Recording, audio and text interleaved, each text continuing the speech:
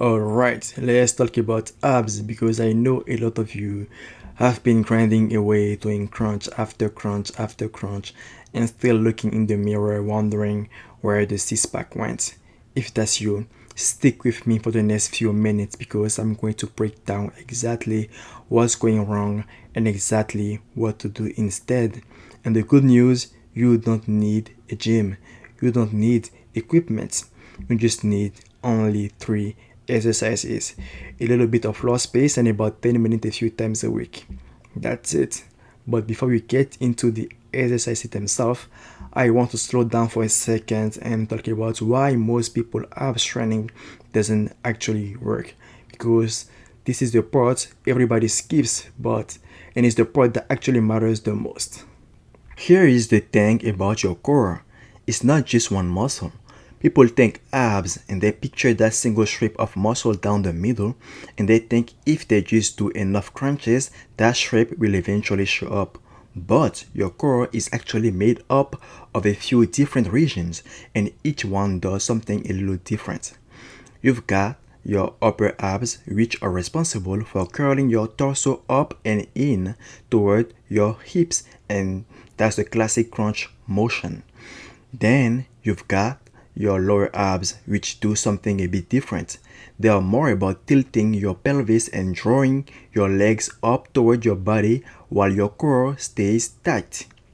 And then on the sides, you've got your obliques, which handle rotation, twisting your torso, and honestly, these are the muscles that give your midsection that curved three-dimensional look from the front and the side.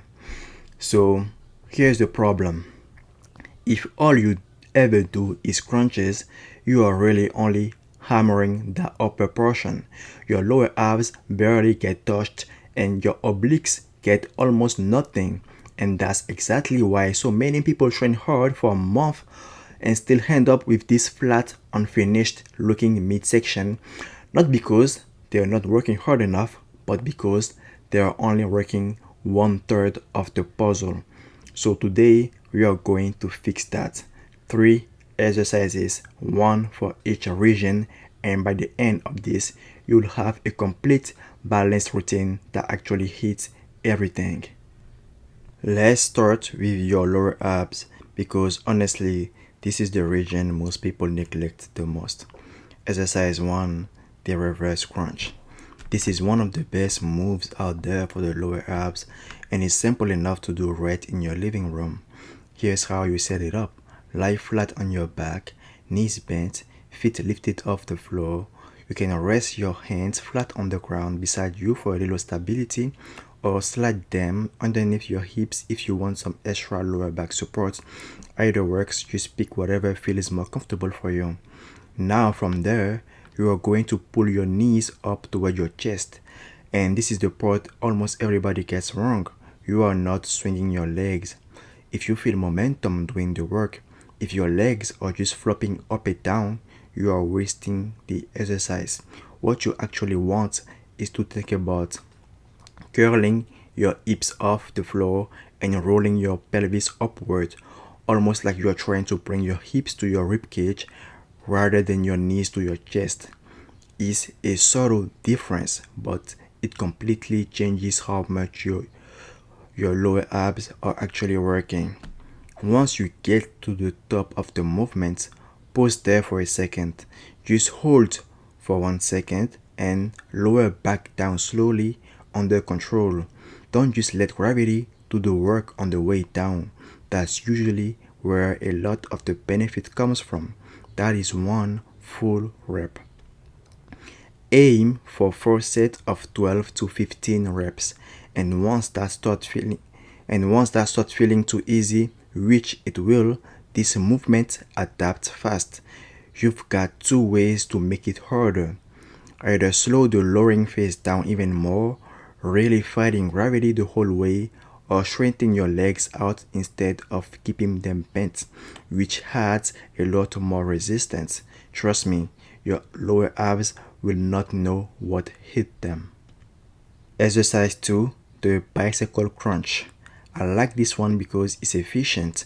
You are hitting your upper abs and getting some oblique activation in the same movement, which makes it a really good use of your time. Here's how to do it properly. Lie flat on your back again. Hands go lightly behind your head, and I do mean lightly. Don't just press your hands on your neck. Your hands are just there for a light support. Lift your shoulders slightly off the floor to start. Now, bring one knee up towards your chest while you rotate your torso and bring the opposite elbow toward that knee.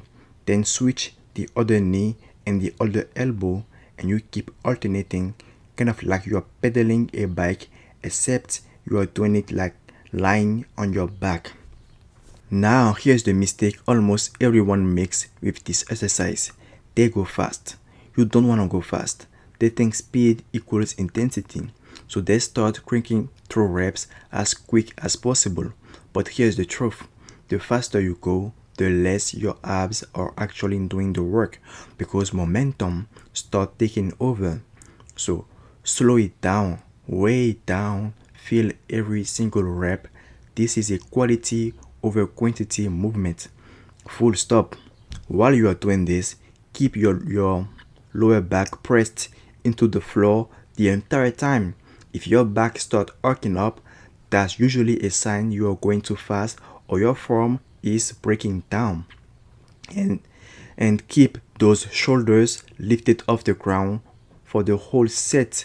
Don't let them rest between reps. Go for 4 sets, 20 total reps, so 10 per side. And once that feels manageable, here is your progression. Slow the tempo down even more and add a 1-second squeeze every single time your elbow meets your knee. Do it that way, and I promise you, your abs will be burning long before you hit that 20th rep. Exercise 3, Russian twist. If you want abs that actually look complete, not just a flat line down the middle, but that whole wraparound, curved look, this is the exercise that gets you there, because it's really the best one on this list for training the sides of your core. Here's the setup. Sit on the floor, knees bent, feet flat to start. Lean your torso back just slightly, enough that your core has to actively work to keep you upright and balanced. If you want to make it harder right away, lift your feet a couple inches off the floor. Then, from that position, rotate your torso side to side, tapping the floor near your hip on each side if you can reach. Here's the mistake to watch for. People turn this into an arm exercise.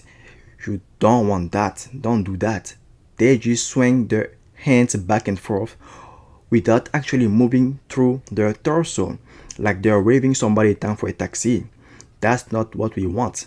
The rotation needs to come from your rib cage, from your actual torso twisting. Your arms are just along for the ride.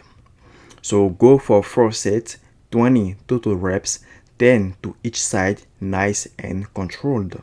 Once that gets easy, grab something with a bit of weight, a backpack with some books in it, for example, a dumbbell if you got one, even a filled water jug works, and hold it against your chest as you twist. That added resistance will make your obliques work over time, and you'll feel it almost immediately. So that is the full routine. Reverse crunches for the lower abs, bicycle crunches for the upper abs, and a bit of obliques and Russian twist to finish off the sides. 3 exercises, and together they cover your entire core. Now, before I let you go, I need to say something important, and honestly, this is the part that most app videos completely skip over. You can build the strongest, most well-developed abs in the world.